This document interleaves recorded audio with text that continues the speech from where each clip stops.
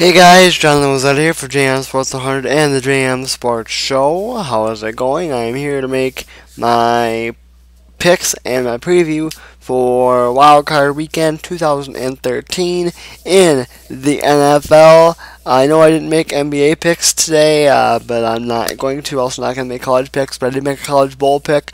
I'll throw it in here too, I guess. I already threw it on my Facebook page, but I'll throw it in here too. AT&T Cotton Bowl tonight. I'm going with Texas A&M and Johnny Manziel to beat Landry Jones in Oklahoma. Alright, let's get to it. We're going to pick straight up. We're not going to pick the spread. No, we're not going to pick the spread for the playoffs. We are 5-6 in the playoffs for the year. I'm sorry, we went 5-6 in the playoffs in 2011 and lifetime. As of course last year, obviously our first year picking the playoffs. So some interesting matchups this weekend, and let's get to them right now. We kick things off tomorrow, Saturday, with a rematch from last year in the same place too, Cincinnati and Houston, 4:30 Eastern Time on NBC. Now,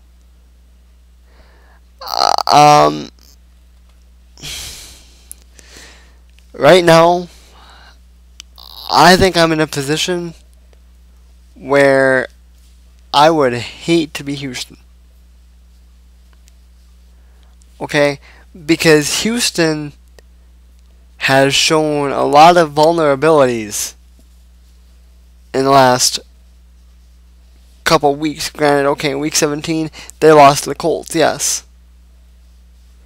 And I understand that, but here's the thing, you lost to the Colts at home. Now, I understand that the Colts are a good football team, obviously, because we're going to get to talk about them later on in the video because they play on Sunday.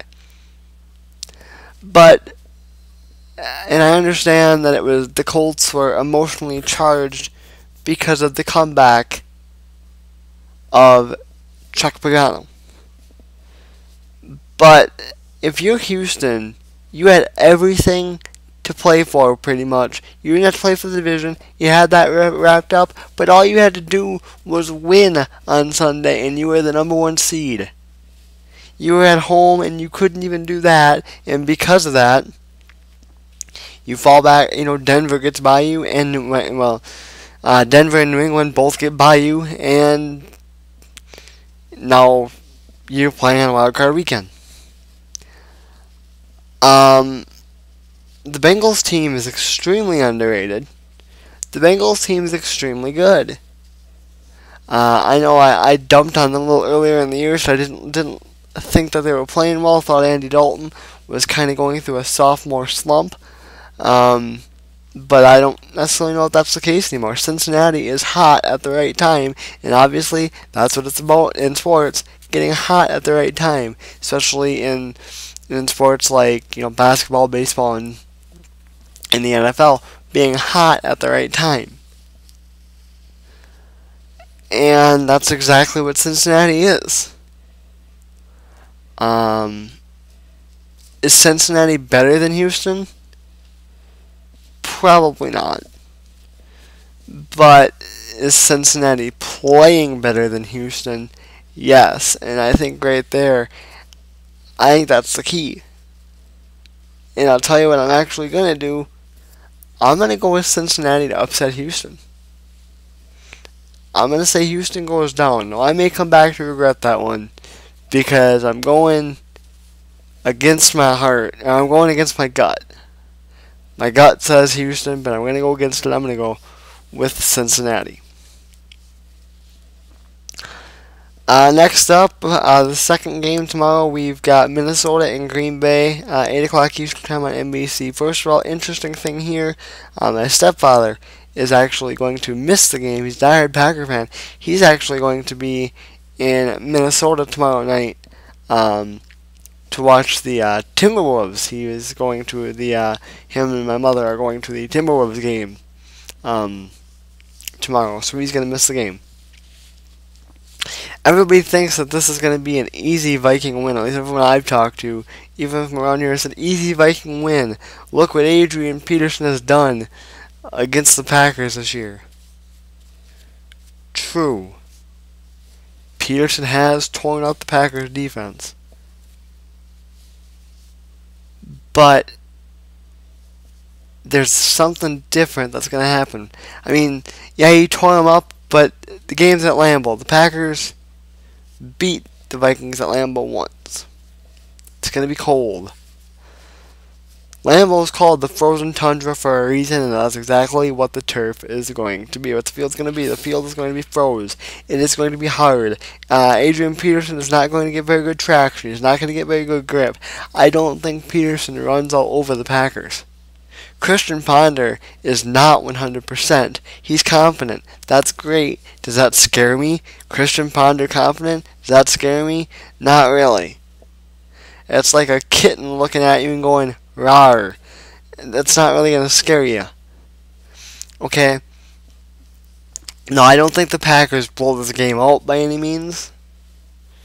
But I do think the Packers get the win. Let's move now to Sunday. We have Indianapolis taking on Baltimore. In Baltimore, CBS, 1 o'clock Eastern Time. Interesting aspects to this game here. The Colts team, worst team in the NFL last year, picked them 1 overall, take Andrew Luck. Chuck Pagano gets diagnosed with leukemia. Bruce Arians runs most of the show, and I do believe Bruce Arians will be a head coach in the NFL now. He may not in 2013, but I believe he will be with time. Bruce Arians takes over, keeps Colts running straight. Here they are in the wild card position. Meanwhile, over on the Ravens side, Ray Lewis announced that this will be it for him. Ray Lewis retiring at the end of the season. So, a lot of emotion on both sides here. We're either going to see a feel-good story, like the Indianapolis Colts come to an end, or we're going to see the end of a Hall of Fame career in Ray Lewis. Something is going to give. Question is what? I'm in love with this Colts story. I think it's amazing. I want the Colts to go far. But I don't think the Colts match up well against the Ravens.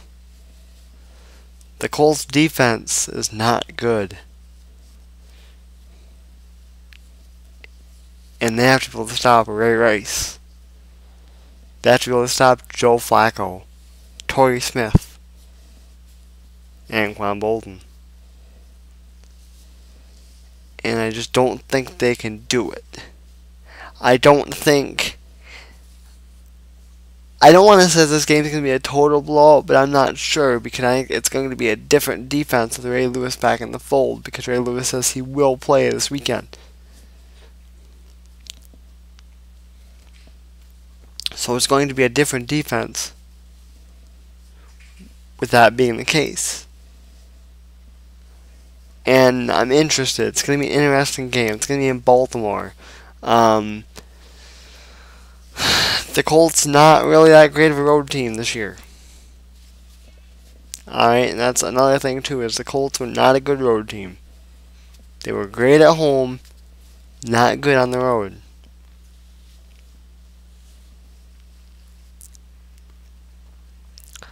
So, that's something to keep an eye on.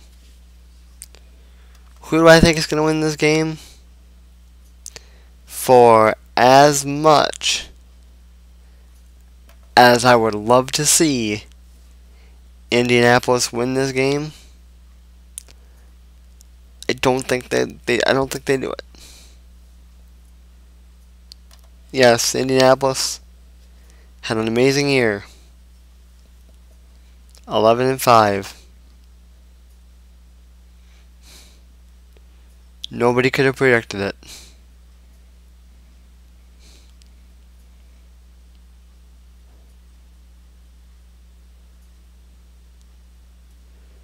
but they lost 4 games on the road this year. 4-4 on the road with the Colts.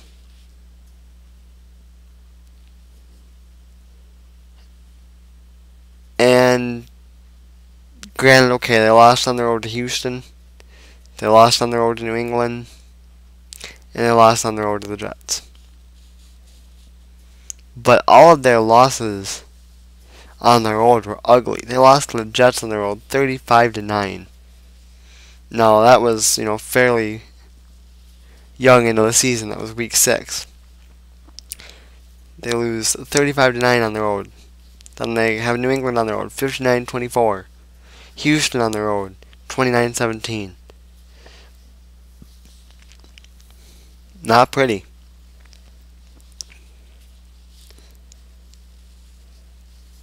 Okay, and I don't think I think it's going to be too much for them.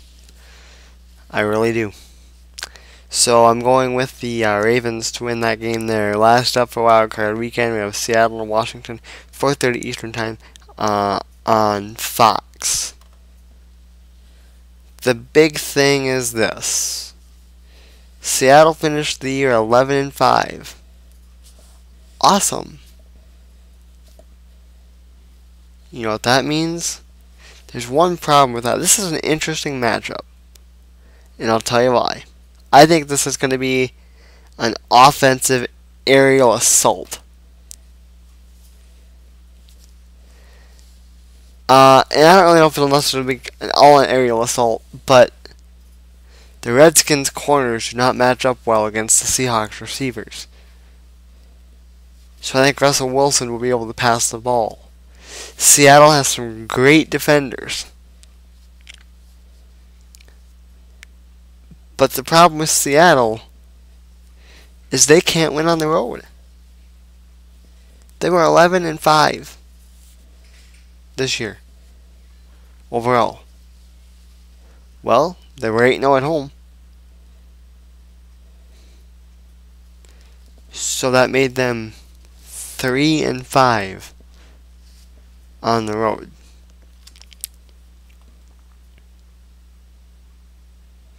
8-0 at home. All of their losses came on the road. 2016 to a Cardinals team who we learned later on was terrible. 19-13, 13-6, 24-21. So it wasn't like they were getting blown out on the road, but they were still struggling to win on the road. And struggling to win on the road is not good in a playoff atmosphere.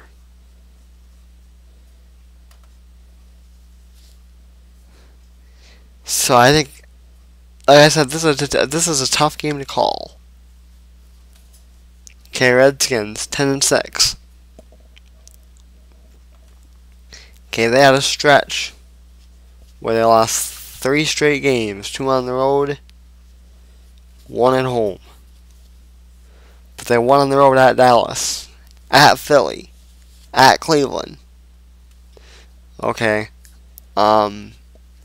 At Tampa Bay. Redskins can play on the road. Seahawks can't. I just don't know. I don't think the Redskins corners match up well with the Seahawks offense. But at the same time, and the Seahawks have shut down corners. So Russell Wilson is going to play a big factor into this. Russell Wilson's legs, I think, are going to play a big factor into this. Alfred Morris and RG3 are going to have to... Did I say Russell Wilson? Alfred Morris and RG3 are going to have to win this game for the Redskins if they want to win it. Because Seattle's corners, I think, are just too good. And I think that they will have Pierre Garçon completely covered or covered well enough. So I've been kind of wavering, just kind of rambling on to avoid making a pick because I didn't really want to. But I'm going to go with Seattle. I think Washington's one and done. I think Seattle moves on. 2 rookie quarterbacks. Should be an aerial show. Should be a fantastic show. Can't wait to watch it. So don't forget, for tomorrow, we have the Bengals in an upset, kinda. The Packers not being a homer, just truly believe it. And then Sunday, we've got Baltimore beating Indy, and we've got in this game here that we just talked about, Seattle beating Washington. So, alright guys, not a very good video, but I'm tired, and I got some company coming in just a little bit. I'm going to be doing a Blog TV live chat tonight at some point in time, so check that out. Maybe I will put a link in the description to that. It'll either be tonight or tomorrow, I'm not sure when. But I'll be doing a live sports chat, so check that out. Like I said, I'll probably put a link in the description. Sorry that this isn't the best, guys. I actually wasn't going to do it until either tonight or not even at all, and I just decided, you know what, I'll just throw it together. So I didn't prepare very well, to be completely honest.